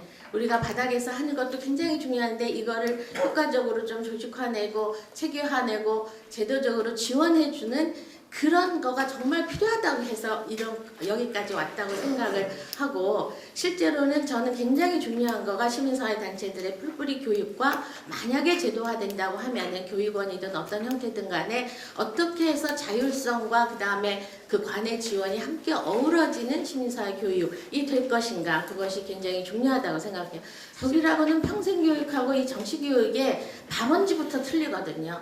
평생 정말 독일은 뭐 놓고 말해서 패전 국가로서 그야말로 미국식 영국식 다원주의 교육이 주입이 된 거가 시민교육 정치교육이고, 그 다음에 평생교육이라고 하는 것은 노동자들의 배우지 못한 한을 위해서 노동자들도 대학에 갈 수 있을 정도로 교육을 해줘야 된다. 그렇게 해서 생긴 거가 평생교육이거든. 폭스호크슐레여서 여러분들 가보시면 정치교육하고 평생교육은 독일에서는 트랙이 완전히 틀려요. 그리고 중요한 거는 정치교육은 이제 다원성 함양을 굉장히 목적으로 하는 거, 미국식 교육이 들어가는데 실제로 다원성 함양의 가장 기본은 극우 극자는 빼는 거예요. 사회적 합의라고 하는 것을 극우하고 극자는 사실 사회적으로 시민사회에서 저는 그것은 배제돼야 된다고 생각하지, 그것까지 다 포함한 사회적 합의를 해야 된다고 생각하면 굉장히 문제가 복잡해지거든요. 그러니까 거기도 공산당이 있고, 그 다음에 말하자면 태극기 부대를 뭐라고 얘기해서는 안 되겠지만 어쨌든 간에 그런 게 다 있는 거예요. 예. 그런데 평등이라든가 자유라든가 인권이라든가 이것에 가장 기본적으로 합의된 개념이 있거든요. 그것이 어느 정도로 합의됐느냐를 떠나서 그 합의된 개념은 건드리지 않은 상태에서 그 굉장히 중요한 주제, 제가 갔을 때는 유로화를 어떻게 할 것인가, 그걸 가지고 막 정치교육에 대해서 하기도 하고, 이런 것들을 하는 거가 굉장히 중요하죠. 그 다음에 그 나라에서도 엄청 시민의식이 성장됐다고 하지만 열받는 주제라는 게 있어요. 그게 뭐냐 하면은 정치하고 종교예요. 그래서 마을에서는 정치와 종교 얘기를 하지 말라는 거가 거의 본문들이에요. 그래서 종교 얘기하면 물론 그 사람들은 이제 종교하고 굉장히 많이 떨어져 있으니 얘기도 별로 안 하지만 정치교육하면 다 싸워요. 예. 그렇기 때문에 우리가 조금 마을에서 떨어져서 어떤 센터나 마을을 기반으로 하지만, 그러나 마을 사람들이 나쁠 크고 이웃을 관계를 그렇게 하지 않도록 하기 위해서 조금 떨어진 원 같은 데 가서 2박 3일이나 3박 4일이나 시간 얘기. 그런데 룰이라고 하는 것은 볼테스바크 협약에서 나오는 그대로 다 드러내게 하고 논쟁점이 어떤 것인가 하는 게 기법이 들어가는 거예요. 지금 우리나라는 굉장히 특이하게 기법 교육이 독일 아데나워 재단 지원을 통해서 기법 교육은 거의 10년 동안 제 민주화운동 기념 사업부에 나온 모든 프로그램집이 다 기법 교육이에요. 교육 프로그램 자료집이 모자란 게 아니거든요. 그런 것들을 했는데 이게 말하자면은 그런 말하자면 센터나 어떤 사회적 인프라가 없으니까 그게 다 제각기 돌아다니는 거예요. 기법 교육만이 민주적이다. 절대로 기법 교육만이 민주적이지 않아요. 또 거기도 렉처 굉장히 많이 하거든요. 그거를 주제로 해서 쟁점을 나누고 그것을 근데 토론하게 할 때 기법이 이제 필요하고 그런 거죠. 그래서 제가 생각하기에는 그런 것들을 좀 잘 해서 했으면 좋겠고, 그 다음에 이제 세 번째는 우리가 처음에 이제 민주시민교육지원법을 중앙에서, 그러니까 말하자면 국회나 이런 데서 통과시키려고 무지무지 노력을 했는데 민주시민교육지원법이 이상하게 뭐가 끼었는지 될 듯 하다가 안 될 듯 하다가 17대부터 여기 박원순 시장님이 오늘 축사를 안 오셨는데 박원순 시장님이 그 전에 그때도 저희를 많이 도와주셨거든요. 근데 안 돼요. 박원순 시장님이 도와도 안 되더라고. 그러니까 이게 굉장히 이상하게 전체 차원에서 민주시민교육지원법이 이 통과가 되면은 훨씬 사실은 자치구도 이렇게 저렇게 안 하고 좋을 텐데 그게 안 되기 때문에 우리가 자치구에서 이제 서울시나 이런 데서 시작을 하는 거거든요. 저는 모든 법이나 제도나 이런 것은 한 번 하면 forever 한다고 생각하지 않아요. 이렇게 한번 해보고 이제까지 해보니까 요건 안 되니까 조금 제도화도 시켜보고 교육원도 만들어보고 그러다가 뭐 정치적 중립도 안 지키고 뭐 여기 보니까 보수 진보 이렇게 나눠서 하자 그러는데 사실은 독일의 정치교육 그거는 콘라드 아데나워 재단에서 그 다음에 기민당에서 만들었기 때문에 보수적이에요. 예, 사실은 그렇기 때문에 문제는 기법에 충실하게 하려고 하는 거지. 우리가 현실 사회를 살면서 5분 됐으면 땅땅 치세요. 근데 그거를 피해 나가려고 노력을 해도 피하기가 굉장히 어려운 게 있거든요. 그러니까 우리가 이제 그런 민주적인 그런 것들을 하기 위해서 노력을 해서 이번에는 전 서울시가 성희 의원님이랑 다 하신다니까 갈 때까지 가보는 게 굉장히 중요하다고 생각하고 정말 평생교육에서 독립해서 시민사회단체들이 오랫동안 정말 염원을 해온 그러한 말하자면 조금 더 진일보한 개정안이 전면 개정안이 꼭 통과되었으면 하는 게 제 바람입니다. 고맙습니다. 예. 네. 마지막 지정 토론 듣겠습니다. 소중한 분이시죠. 지금 현재 서울시 민주시민교육을 담당하고 계시는 서울시 평생교육 우리 장화영 과장님 모셨습니다. 박수로 맞아주시기 부탁드리겠습니다. 안녕하세요. 평생교육과장 장하영입니다. 오늘 사실은 제가 여기 오면서 어떤 분들이 많이 오시겠다라는 생각인데 생각보다 너무 많은 분들이 오셔서 깜짝 놀랐습니다.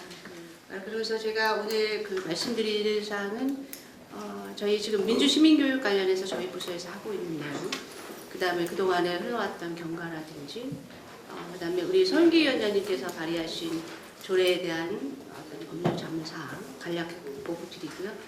그 다음에 이제 아까 우리 이용범 그 공로위원장님께서 제안하신 사항들, 지적하신 사항들, 그런 것들에 대해서 큰 틀에서 한번 제가 답변을 드리도록 하겠습니다. 우선 아까 말씀드린 것처럼 14년도에 우리 서은기 위원장님께서 의원 발의로 조례를 제정을 하시면서 아마 이게 전국의 초속 민주 시민 교육에 대한 그야말로 디딤돌이 되지 않았나라는 생각을 합니다. 그거와 아울러서 이제 저희 부서에서는 이제 그동안에 이 조례를 토대로 해서 자문위원회라든지 민주 시민 교육을 위한 하고 있는 중간중 그러니까 센터를 위탁을 해서 추진을 해왔습니다. 사실은 제가 오늘 이 자료를 보면서 저희가 조금 좀 더 적극적으로 했어야 되는데 그동안 조금 너무 많이 부족한 면이 많았다는 생각을 반성을 하게 됩니다. 그런 말씀을 좀 드리고요. 사실은 그동안에 우리 그 민주 시민교육 관련한 자문위원회는 1기, 2기를 했고 이제 이번에 3기를 구성을 했습니다. 얼마 전에 또 위원회도 했었지만 법률 자문도 좀 받아봤습니다. 그래서 법률 자문 관련해서는 크게 큰 틀의 3가지로 조금 볼 수 있을 것 같습니다. 그동안의 그 조례는 어떤 기본 틀이었다면 이번에 조례는 좀 약간 디테일한 부분을 다루면서 어떤 정치라든 용어라든지 그다음에 민주시민교육원이라는 어떤 법인 설립 문제라든지 그다음에 어떤 이 교육을 좀 더 활성화할 수 있는 또 지방자치단체장의 책무사항이라든지 그러한 사항들을 좀 많이 다루고 있습니다. 그래서 우선 이제 정치에 대한 부분은 저희 그 조례의 1조서부터 6조까지 좀 다루고 있습니다. 그래서 저희가 3개의 법무법인의 의뢰를 해서 그래서 이제 그 자문 결과는 일단은 다 의견 주관적인 의견일 수 있는데요. 저희는 일단 그 자문 결과를 토대로 해서 말씀을 드리면 어떤 정치 관련성을 토대로 해서 다루는 현안 사항이라든지 어떤 정치 현상에 관한 비판 의식, 현실 정치에서 논쟁적인 문제를 다룬다는 이런 방식에 대해서는 좀 더 검토가 필요하다. 그래서 그런 내용들이 혹시 교육의 중립성이라든지 기존에 있는 헌법과 법률에 조금 위배되는 사항이 없는지 좀 더 검토할 필요가 있다라는 의견들이 좀 있었고요. 그 다음에 용어의 부분에서 약간 조금 추상적인 그런 용어들은 조금 구체화할 필요가 있다라는 내용이 있었습니다. 또 하나는 이제 시장 등에게 교육을 할 수 있는 의무 부과에 대한 사항이었습니다. 이런 것들은 사실은 지방자치단체장의 고유 권한인데 이거를 조례에 어떤 의무화하는 것은 좀 더 검토가 필요하다. 어찌 보면 지방자치권을 침해할 소지가 있다라는 의견도 있었습니다. 또 하나는 이제 우리 어떻게 보면 제일 핵심이 될 수 있는데요. 민주시민교육원의 설치 운영에 관련한 사항이 되겠습니다. 사실은 보통 우리 산하에 서울시 산하에 이런 출연 기관이 많이 있습니다. 그런 출연 기관은 지방자치단체의 출자 출연법과 관련한 사항인데요. 이러한 사항들은 사전에 타당성 검토를 해야 돼요. 정말 필요한지 타당성 검토를 해야 되고 그 타당성 검토 후에 행자부 장관의 협의와 승인을 거치면 그 다음에 설립을 하겠다는 조례안을 태워서 진행을 하는 절차입니다. 근데 이제 이거를 과연 의원 발의로 해서 조례를 안 치는 거에 대해서는 좀 절차상으로 조금 검토가 필요하다, 좀 적절하지 못하다라는 의견이 있었습니다. 그래서 그렇게 큰 틀에서 조례에 대해서는 제가 말씀을 드리고요. 그 다음에 이제 사실 이제 정부의 동향을 보면 민주시민 교육 관련한 법이라든지 또는 평생교육법 개정을 통해서 그 안에 어떤 민주시민 교육을 같이 할 수 있는 그 두 가지 법안이 지금 현재 보류 계류 중에 있는 걸로 알고 있습니다. 그래서 그런 정부 동향에서 지금 이 조례가 어떻게 보면 굉장히 선도적으로 어떻게 보면 전략적으로 굉장히 그 앞서가는 조례라고 생각합니다. 다만 이제 그 법안과 어떤 시민의 어떤 그 성숙한 합의와 역량과 어떤 그런 것들을 다 아울러서 같이 가야 되지 않을까 이런 생각입니다. 또 하나는 그 아까 유영건 공동위원장님께서 아주 굉장히 지적을 많이 해주셨고 조사도 굉장히 많이 해주셨습니다. 그거에 대해서 저희가 굉장히 도움을 많이 될 것 같고요. 그 중에서 이제 조금 얘기하셨던 부분들이 종합계획 부분을 얘기하셨습니다. 기간 부분도 얘기하셨는데 사실은 기간 부분은 저희도 지금 고민을 하고 있습니다. 그 부분은 5년이 될지 3년이 될지 그거는 우리 시민사회와 또는 우리 자문위원님들하고 상의를 해서 그거는 의견 수렴 절차를 거치면 될 것 같고요.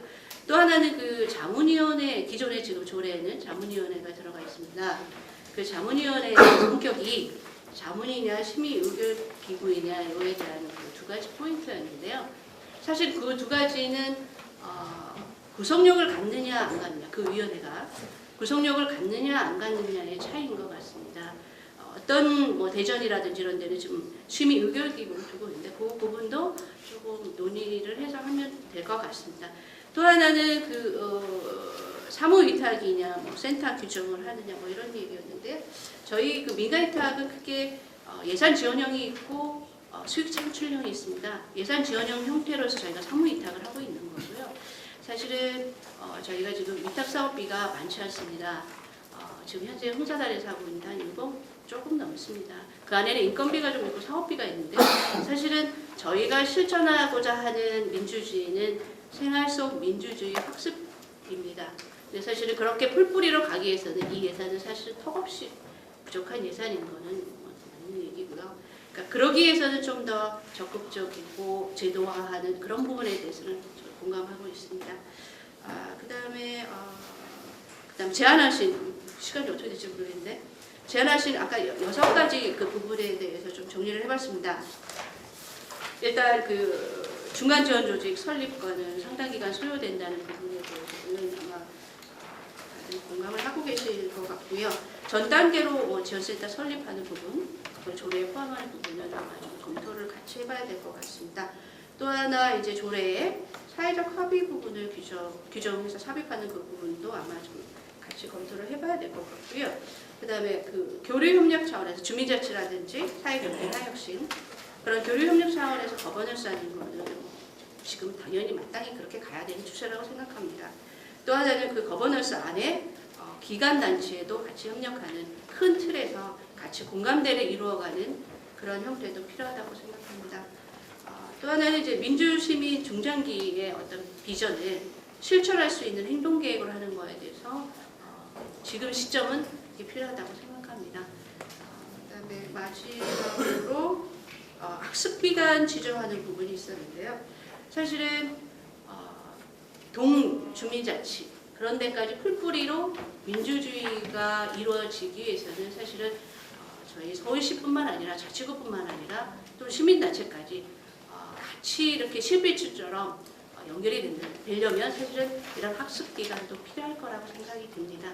그래야 바야흐로 정말로 풀뿌리 민주주의가 될 수 있는 좋은 방안일 것 같습니다. 다만 이제 조례에 태우는 부분은 좀 더 관련 규정이라든지 이런 거를 검토를 해서 추진하면 될 것 같습니다. 이상입니다. 시민사회단체가 어쨌든 서울시 행정으로부터 공식적으로 서울 민주시민교육에 대한 입장을 들어본 첫 번째 자리여서 굉장히 뜻이 기뻤고요. 그래서 어쨌든 기존에 정해지지 않았던 입장에서 법무법인의 의견까지 첨부해서 지금 제기되고 있는 3가지 정도의 제가 언급 않겠지만 조례에 나타나 있는 저희 제안 중에 행정에서 담당하기 힘든 어려운 민주시민교육은 설립이라든지 여러 가지 문제에 대해서 지적을 해주셨습니다. 그리고 이제 아까 우리 유영권 위원장이 제기해 주셨던 제안에 대해서는 아주 긍정적인 검토를 같이 해보자는 좋은 의견 주셨습니다. 어쨌든 그래서 제가 이제 예정한 시간보다 7분이 지났습니다. 그래서 근데 그 토론해야 되는데 이렇게 제가 운영을 해볼게요. 시간이 제한됐으니까 여러분도 예? 아닙니다. 제가 원래는 37분에 끝내기로 했는데, 예. 그래서 이 참석자분들한테 자꾸 영어를 안 쓰려고 그러니까 제가 이게 플로어상에 드리는데요. 이렇게 의견을 제시해 준 분도 계시고 질의하실 분도 계실 것 같아요. 그죠? 그러니까 가능한 한 1분 정도로 앞뒤 다 자르셔갖고 자기 의견의 핵심만 1분 정도로 말해주시고요. 질의할 것도 질의하실 분들한테 지명을 해주셔서 너무 행정 쪽에 몰리지 마시고요.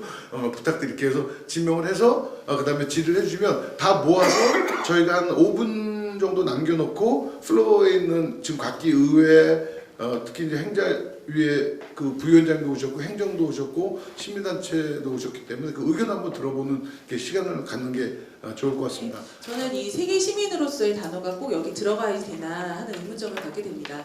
왜냐하면요, 지금 민주시민 교육도 있고 세계 시민 교육도 따로 진행을 하는 부분이 있잖아요. 그래서 세계 시민이라고 하는 단어가 들어가게 되면은 그 내용을 진행하는 거에 대해서 민주시민 교육과 세계 시민 교육이 좀 이렇게 분리가 되는 것도 좀 이렇게 약간 이게 겹치는 교육 내용도 있고 그렇지 않은 부분도 있는데 겹치게 되는 내용 부분에서 너무 세계 시민 쪽으로 강조가 되어지지 않을까라는 점이 우려가 되고요. 그 다음에 내용적인 측면에서 여러 교수님들이 많이 말씀을 하셨는데요. 프랑스나 독일 같은 경우에는 민주시민 교과서가 있습니다. 그래서 반드시 전달해야 될 내용들이 있잖아요. 그래서 그러한 내용들을 어떻게 우리가 만들어 나가야 될 것인가. 그리고 이제 제가 다른 기관에서 민주시민 교육을 진행을 하는데 이제 각 시도 단체나 구 자치위원회 같은 데 다니면서 저 이런 내용으로 민주시민 교육을 합니다라고 했을 때 다들 반응은 이러십니다. 그거 왜 하는데요? 쓸데없는 교육입니다. 시간 낭비입니다. 라는 얘기를 많이 하시는데 그러면은 그러한 민주시민 교육에 대한 인식 개선을 어떻게 우리가 할 것인가에 대한 부분도 함께 논의가 되었으면 좋겠습니다. 다양한 이해관계자 안에 청년 세대와 청소년 세대의 이해관계자분들이 좀 참여하실 수 있게끔 하는 그런 장치들도 필요하지 않을까라는 생각이 들고 있고요.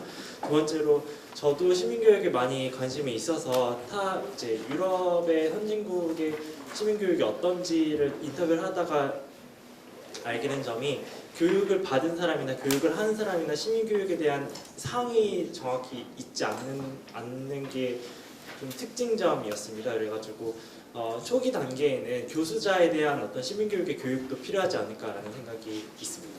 이번 토론 개정안의 핵심은 역시 이제 민주시민교육원을 만드는 것인데 사실은 민주시민교육에서 말하는 시민성은 삶에 대한 태도거든요. 평생 가지고 가는 건데 이거는 과정을 같이 해야 되는 거거든요. 지금 단타성 강의를 하는 강사들은 차고 넘치는데 그 과정을 같이 하는 조직과는 굉장히 세부적입니다.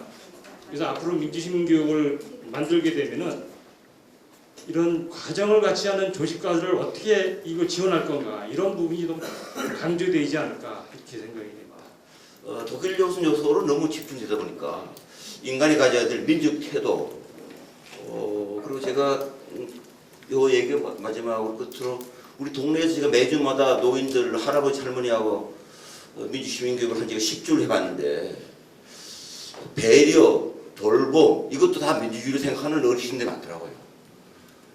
그래서 이렇게 민주주의 폭을 인간적 성숙 태도 또 교육법 위주에는 인격 도야와 민주시민교육 양성 이 두 가지 겸비되어 있잖아요.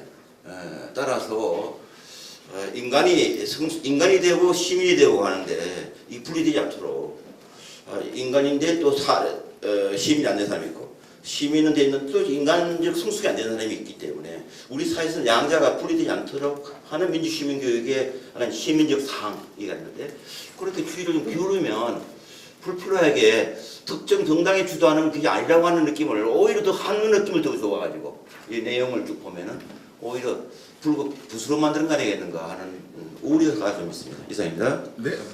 사실은 우리 정하용 교수님의 그 내용에 저는 많은 그 적극적 동의와 좀 객관적 입장이 많이 들어가 있다 싶어가지고 많이 공감이 갔고요. 또 우리 또 그런 반면에 우리 또 서울시 평생교육과장님은 너무 디테일하게 안 된다고 막 또 이야기하시는 것 같아요. 그런 또 우려도 사실은 있습니다. 그래서 그러면은 우리 아까 교수님께 정하용 교수님께서 말씀하셨던 그 내용, 그러면 이 민주주의 교육을 과연 누가 시킬까에 대한 아까 플로에서 다시 이야기하시는데 그 문제가 사실은 좀 깊이 더 많이 다뤄져야 될 거 아닌가. 그래서 민주시민교육원을 운영하는 분들을 교육하는 또 다른 또 교육원이 있어야 되지 않을까에 또 이런 고민도 좀 해보는 시간이었습니다. 일단 시민단체에서 여러 가지 활동하시는 분들께 존경과 감사와 사랑을 드립니다. 고맙습니다. 논의들이 상당히 진지하게 지금 진행되고 있습니다. 그런데 몇 가지 좀 말씀드리고 싶은 것은 첫 번째 이거는 팩트에 관한 문제인데 경기도는 며칠 전에 구리시에서 그 민주시민교육조례가 정해졌습니다. 그래서 이제 13개가 됐고요. 그리고 민주시민교육은 제가 볼 때는 그 시민운동이 아니라 국가의 그 책무라고 생각합니다. 이제 그런 면에 있어서 여기서 그 24조에 그 이용료를 받는 것으로 받을 수 있다라고 되어 있는데 과연 그 부분이 적절할 수 있을 것인지 그거에 대해서 한번 좀 고민을 해보셨으면 상당히 좋겠다는 생각이 들고요.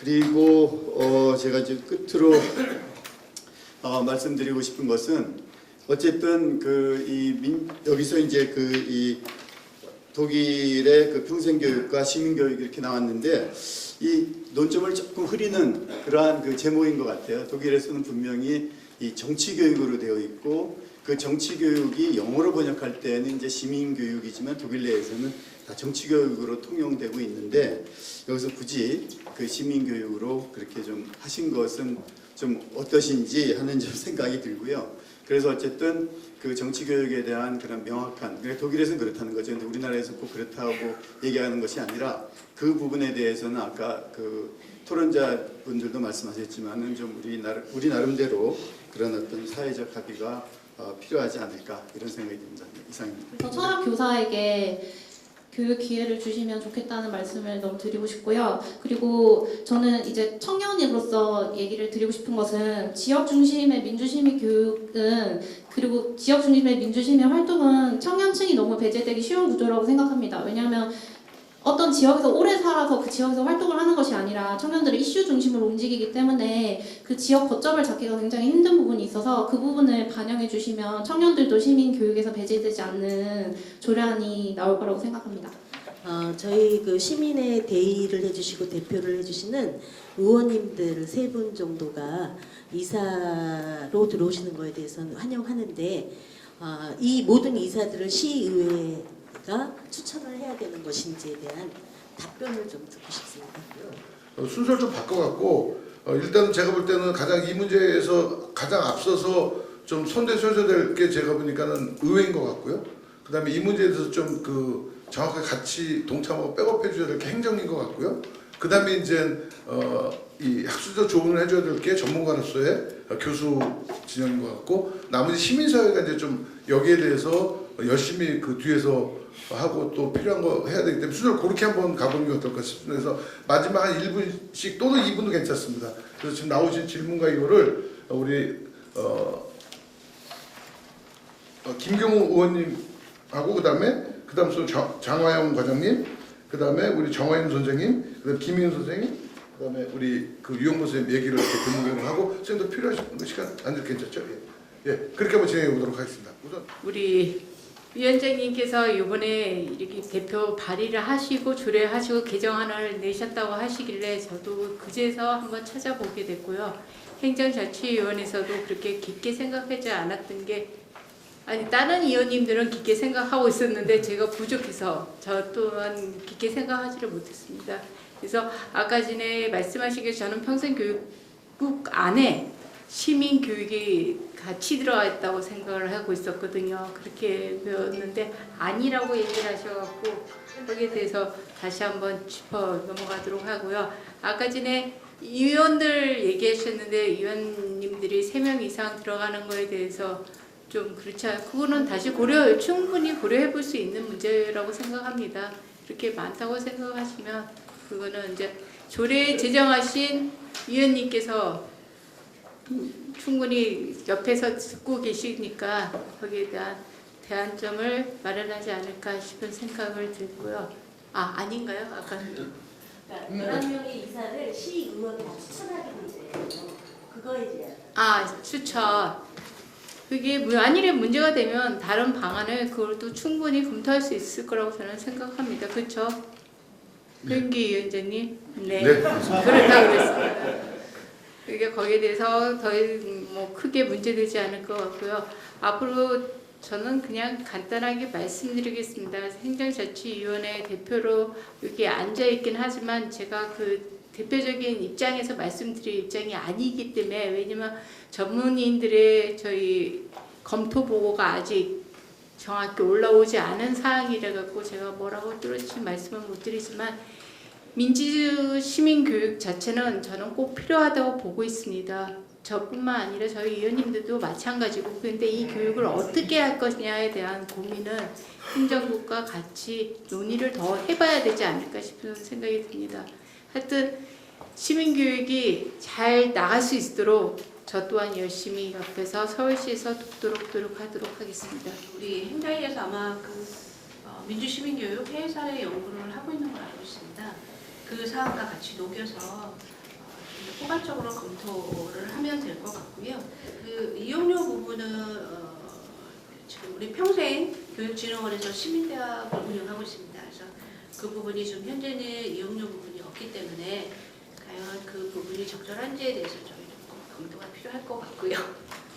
그다음에 법인이 설립될 경우에 이사의 시의회 11명 추천하는 거에 대해서는 사실은 그 부분을 논하기보다는 법인 설립에 대해서 근본적으로 타당한지 안 하는지 그거를 검토한 후에 같이 인벌브되는 부분이라서 그 대답을 가름을 하겠습니다. 제일 먼저 이제 세계 시민에 대해서는 사실 저도 토론문에 세계 시민을 썼다가 이제 지웠는데 저도 세계 시민은 아니라고 생각을 합니다. 그러니까 세계 시민은 근본적으로 이제 인권의 근간을 두고 있고 민주 시민 같은 경우는 시티즌십이라는데 그 접근법이 전혀 다르다고 생각하거든요. 그래서 그것이 들어가는 순간에 이게 흩어질 수 있다는 점을 완전히 동감을 하고요. 이 인식 개선 같은 경우에는 진짜 그야말로 이제 시간이 좀 필요한 문제가 아닌가라는 생각이 듭니다. 그리고 아까 이제 여기 시민의 상에 대해서 말씀하셨는데 제가 잘 이해했는지 모르겠지만 외국에서 제가 이렇게 그 많은 분들을 만나본 건 아니지만 이렇게 좀 다르게 만나봤을 때는 자기네가 생각하는 그 국가마다 시민의 상이 있더라고요. 제가 봤을 때는. 네. 그래서 그것에 대해서는 이제 뭐 시민의 상이 누군가에 대한 어떤 설정이 좀 그 논의가 되고 필요하지 않나라는 그런 생각이 들고 그리고 아까 이제 그 뒤에서 그 과정을 계속 그러니까 이거는 민주시민 교육 같은 경우에는 특히나 지속성이 가장 중요하다는 점에서 저는 완전히 동감을 합니다. 그래서 계속해서 이거를 계속 같이 갈 수 있는 조직을 어떻게 지원할 것인가 이것에 대해서도 논의가 이제 필요하다고 생각을 하고요. 아까 교수님께서 이제 독일의 너무 보이델스바흐에 조금 했는데 영국의 어떤 그런 개인의 책임성에 그것도 좀 저도 되게 궁금한 사항이긴 해요. 어떤 식으로 조화를 이룰 것인가도 있고 아까 이제 경기도에서 그 선생님 그 말씀하신 것 중에 저는 이제 또 다른 질문인데 왜 요즘에 이렇게 지자체 만들 경기도형, 뭐 서울시형을 왜 보시는지 저는 그거 너무 궁금해서 왜 형을 자꾸 이렇게 붙여서 하는지 그럼 이게 경쟁을 하는 것인지 그건 제 개인적인 궁금증입니다. 그리고 이제 저쪽에서 그 서울 시민분이 철학 교육에 당연히 근간은 철학이 되어야 된다는 거는 저도 당연하다고 생각하고 특히 청년들 같은 경우에는 배제가 되지 않는 것이 이 민주시민교육에서 가장 중요한 그런 어떠한 이해 당사자도 사실 이제 여기 그 말씀하신 독일 같은 경우는 극구 국자는 배제를 했지만 되도록이면 다양한 이해관계자가 참여를 해야 되지 않을까. 근데 효율성은 떨어지겠지만 그럴수록 그래서 그게 이제 민주시민교육의 어떤 핵심이 아닌가라는 생각이 들고 이사회 부분은 제 영역이 아니라서 여기까지 하도록 하겠습니다. 감사합니다. 네, 감사합니다. 교육에 정치를 쓰기가 참 어려웠어요. 시대적인 상황에. 그래서 그 대상이 되는 민주시민으로 하자. 그래서 용어가 민주시민교육으로 된 거거든요.